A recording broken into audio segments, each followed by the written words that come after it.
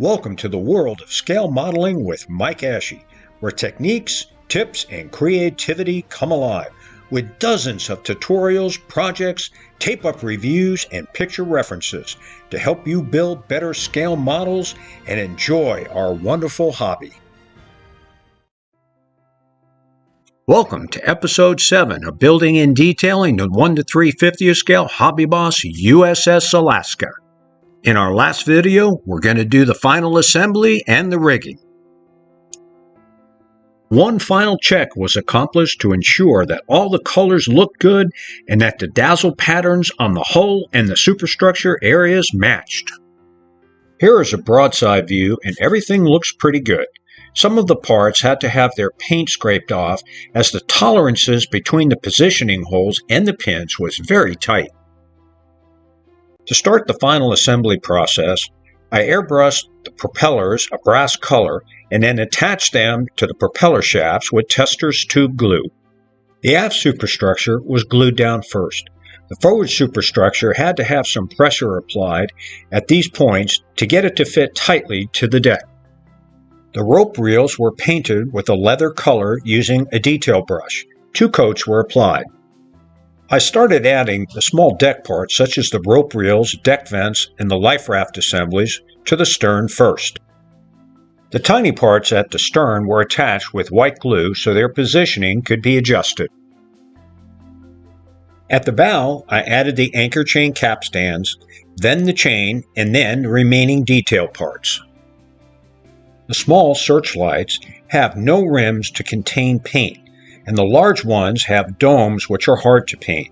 I cut the domes off the larger ones and then used a Waldron punch to make lenses from white decal paper.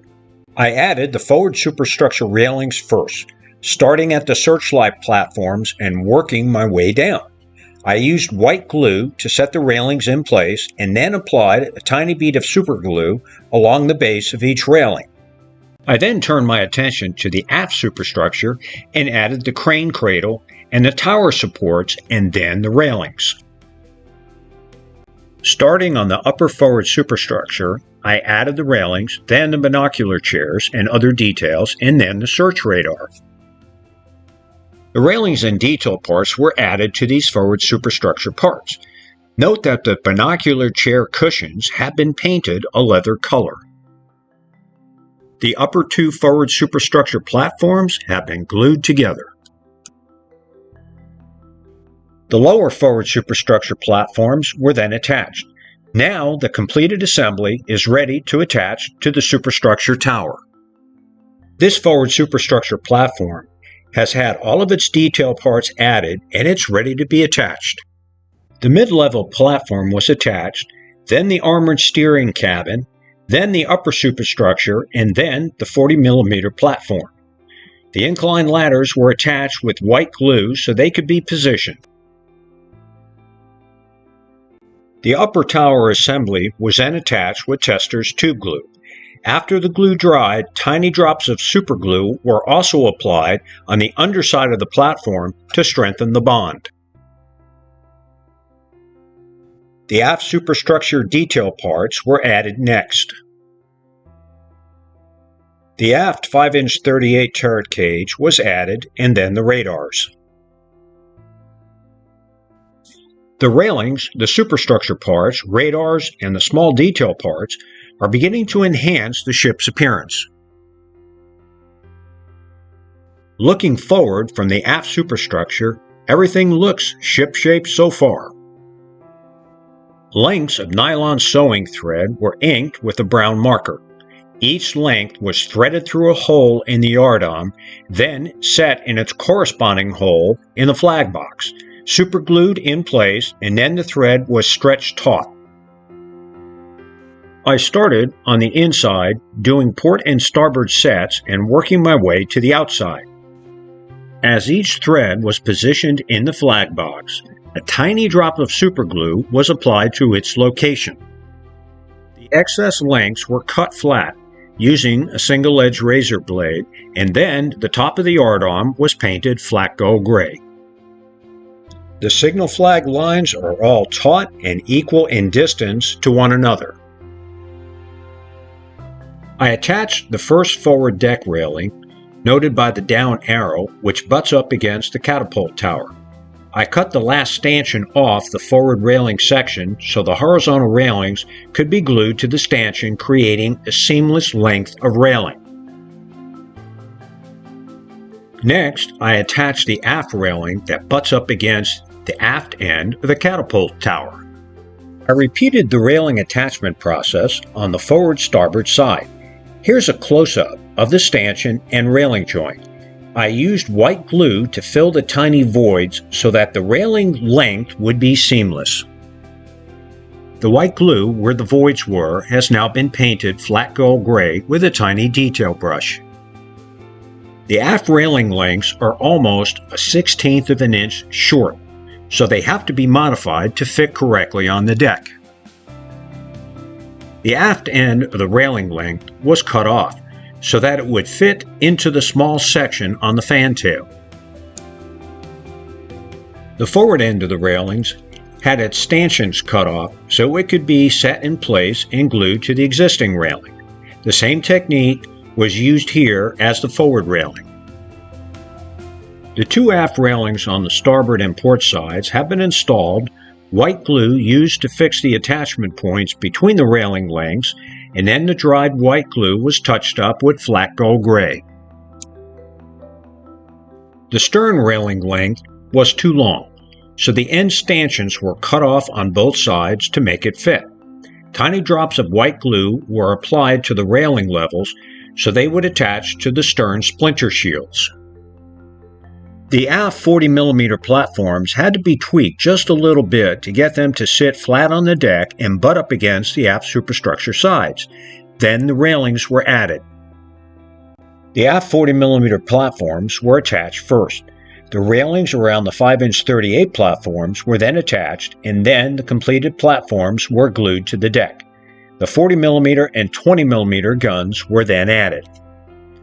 The angled cage railings for the forward 5-inch 38 platforms were attached, and then the 40mm guns were added.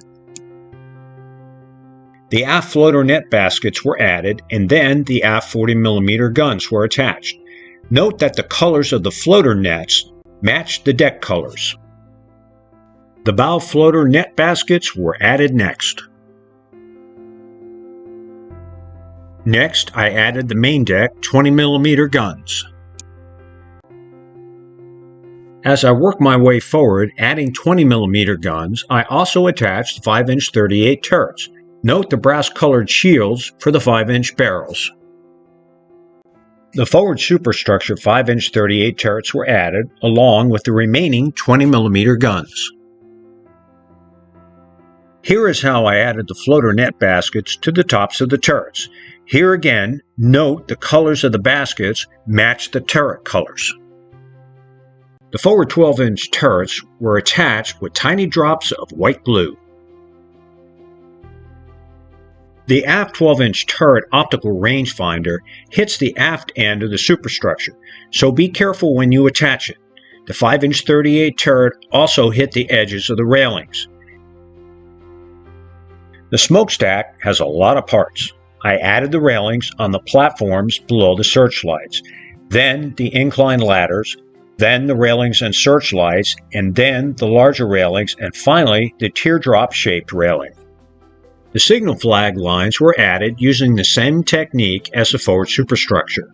The railings around the smokestack top and the crosswalk were then attached. Finally, the radar tower, the antenna, and the lower railings were added. The completed smokestack was then carefully glued into place. The completed cranes were then glued into place. I should have added positioning pins to the crane bases from the underside and holes in their locations on the superstructure so that the cranes would have a stronger bond. The paint on the top of the catapult platforms was carefully scraped off, and the catapults were then attached with Testor's tube glue. Testor's glue is very sticky and provided a strong bond for the offset balanced catapults. I used the kit's aircraft decals and then attached the aircraft to the catapult cradles with white glue. To add more rigging to the forward superstructure, I drilled out a tiny length of 0.035-inch rod with a number 78 drill bit and carefully white glued it to the upper mast platform on the underside. Nylon thread was inked with a black indelible marker and carefully threaded through the tiny tube I glued to the underside of the upper mast platform. I taped one side and then positioned the other end against the yardarm tip. Here is a close-up of the positioning of the thread on the tip of the yardarm. After the glue dried, I cut the excess line with a single-edged razor blade. Additional rigging would have necessitated removing the air search radar, which would have damaged it. So, install the rigging first and then add the search radar. The USS Alaska is now complete. What follows is a series of pictures and some close-ups to show you just how good this model turned out. And if you follow my tips and techniques that I've presented in these series of videos, your model project will turn out just as good. In our last video, I'm going to provide you some recommendations on 3D printed parts that will really enhance the appearance of your model. These 3D printed parts have exquisite surface detail and they're very easy to assemble, and it'll greatly reduce the amount of work in your sub-assemblies. Had these 3D printed parts been available when I built this kit, I would have used them, and it would have greatly enhanced the level of realism of my model.